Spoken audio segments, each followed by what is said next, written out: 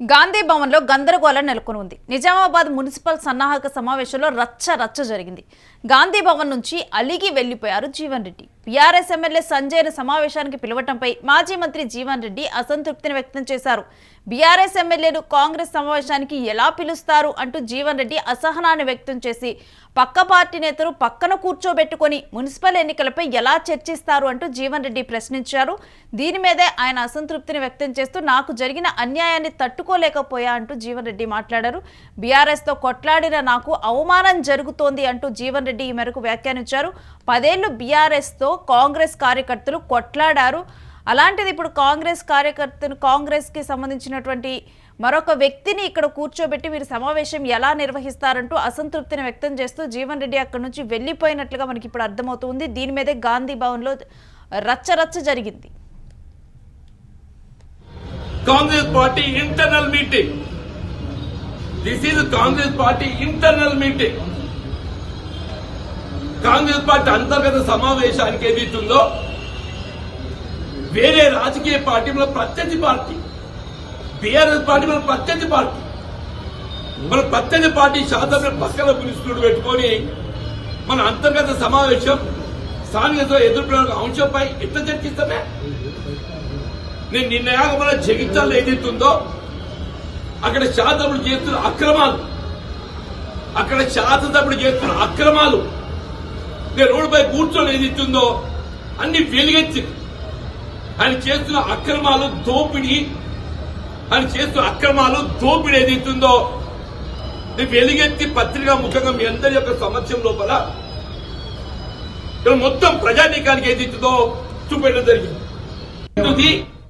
ఇక ఇదే అంశానికి సంబంధించిన డీటెయిల్స్ మా ప్రతినిధి సతీష్ అందిస్తారు. సతీష్, బీఆర్ఎస్ ఎమ్మెల్యే సంజయ్ని ఇంటర్నల్ గా జరిగేటువంటి కాంగ్రెస్ సమావేశానికి పిలవటం మీద జీవన్ రెడ్డి అసహనం వ్యక్తం చేసినట్లు తెలుస్తోంది. పూర్తిగా కూడా అసలు ఈ అంశానికి సంబంధించిన డీటెయిల్స్ ఏంటి?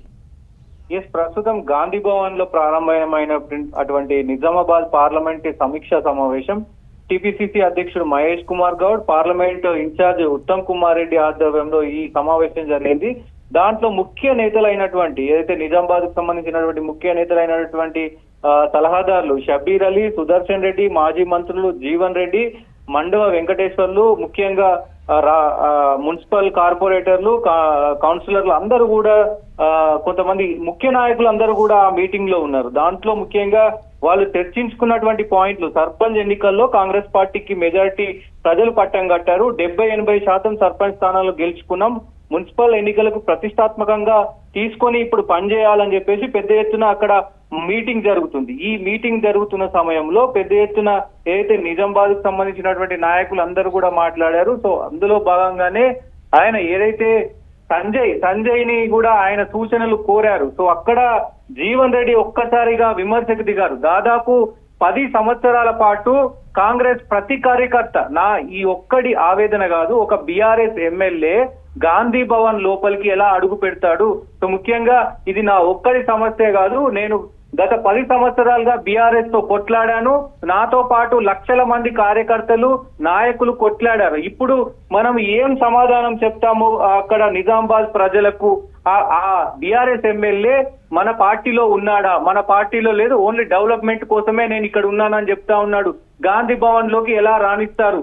మన వ్యూహాలు, మన ఇంటర్నల్ మీటింగ్ లో ఆయన ఎలా తలదూరుస్తారు? మన వ్యూహాలు, మనం మాట్లాడబోయే మాటలన్నీ కూడా ఆయనకి ఎలా మీరు చెప్తారు? కాంగ్రెస్ పార్టీ అంటే గత 10 ఏళ్లుగా కష్టపడుతుంది. దాదాపు కాంగ్రెస్ పార్టీలో నేను 40 సంవత్సరాలుగా ఉన్నాను.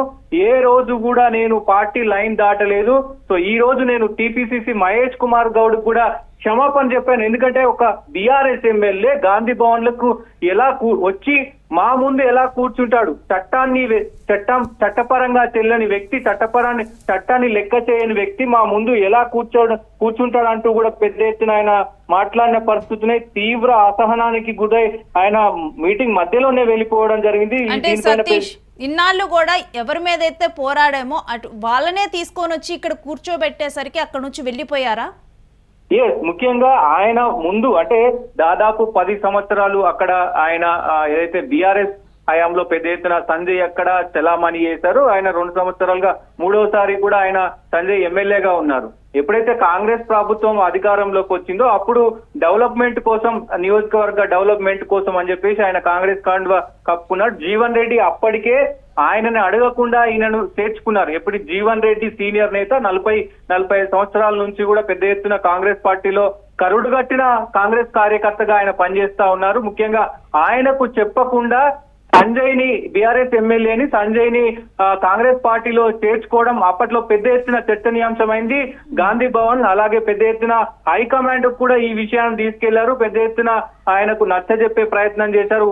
క్యాడర్ మొత్తం కూడా మహేష్ కుమార్ గౌడ్ కావచ్చు, పెద్ద మంత్రులు అంటే సీనియర్ మంత్రులు ఉత్తమ్ కావచ్చు, కోమటిరెడ్డి కావచ్చు, అందరూ కూడా అక్కడికి వెళ్లి, పొన్నం ప్రభాకర్ కావచ్చు, అందరూ కలిసి వెళ్లి ఆయనను బుజ్జగించే ప్రయత్నం చేశారు. అప్పటితో అది సద్దుమణిగింది. ఇప్పుడు మళ్ళీ ఈ మున్సిపల్ ఎన్నికల వేళ గాంధీ భవన్ లోకి రావడాన్ని ఆయన సహించలేకపోయారు. ఎందుకంటే ఒక ఎమ్మెల్యే, ఒక బీఆర్ఎస్ కి సంబంధించినటువంటి ఎమ్మెల్యే దాదాపు గాంధీ భవన్ లో కూర్చొని అందరు కాంగ్రెస్ కార్యకర్తల మధ్య ఆయన మాట్లాడడాన్ని సహించని కరడుగట్టిన కాంగ్రెస్ కార్యకర్తగా ఆయన సహించలేకపోయారు. ఇది కాంగ్రెస్ పార్టీకి విరుద్ధం అంటూ కూడా ఆయన అక్కడ నుంచి వెళ్లిపోయిన పరిస్థితులు అయితే కనబడుతున్నాయి. ఏదేమైనప్పటికీ చట్టానికి సంబంధించి చట్టాన్ని విలువ చేయని వాళ్ళని ఎలా ఇక్కడ కూర్చోబెడతారు, మా పక్కన కూర్చోబెడతారు. మేము నిజాయితీగా కాంగ్రెస్ కోసం పనిచేసిన వాళ్ళం 40-45 సంవత్సరాల నుంచి. ఇప్పుడు ఒక అనామకుడిని తీసుకొచ్చి, వేరే ఎమ్మెల్యేని తీసుకొచ్చి ఇక్కడ ఎలా కూర్చోబెడతారంటూ కూడా తీవ్ర అసహనానికి గురయ్యారు. మరి ఇది అధిష్టానం వరకు కూడా వెళ్లే అవకాశం ఉంది. దీనిపైన మరి ఎలా స్పందిస్తారు, ఇక్కడ రాష్ట్ర ప్రభుత్వం దీన్ని ఎలా స్పందిస్తారు, మంత్రులు, ఎందుకంటే కీలక మంత్రులు కూడా అక్కడ అందరూ ఉన్నారు. సో మరి దీన్ని ఎలా తీసుకుంటారు అనేది కూడా మొత్తం గాంధీ భవన్ లో హాట్ గా ఉన్న పరిస్థితులు అయితే కనబడుతున్నాయి. రైట్. ఇక గాంధీ భవన్లో నెలకొన్నటువంటి గందరగోళ పరిస్థితులు నిజామాబాద్ మున్సిపల్ సన్నాహక సమావేశంలో రచ్చ ఇప్పుడు చర్చనీయాంశంగా మారాయి. గాంధీ భవన్ నుంచి జీవన్ రెడ్డి అలిగి వెళ్లిపోవడం, ఇన్నాళ్లుగా ఎవరి మీదైతే తాను పోరాడనో వాళ్ళనే తీసుకుని వచ్చి పక్కన కూర్చోబెట్టడం తనకు అవమానకరంగా ఉందని, కాంగ్రెస్లో జరిగేటువంటి ఇంటర్నల్ మీటింగ్లో ఒక బీఆర్ఎస్ ఎమ్మెల్యేని ఎలా కూర్చోబెడతారు, తన చట్టాన్ని కూడా గౌరవించినటువంటి ఒక వ్యక్తి అంటూ కూడా జీవన్ రెడ్డి మాట్లాడారు.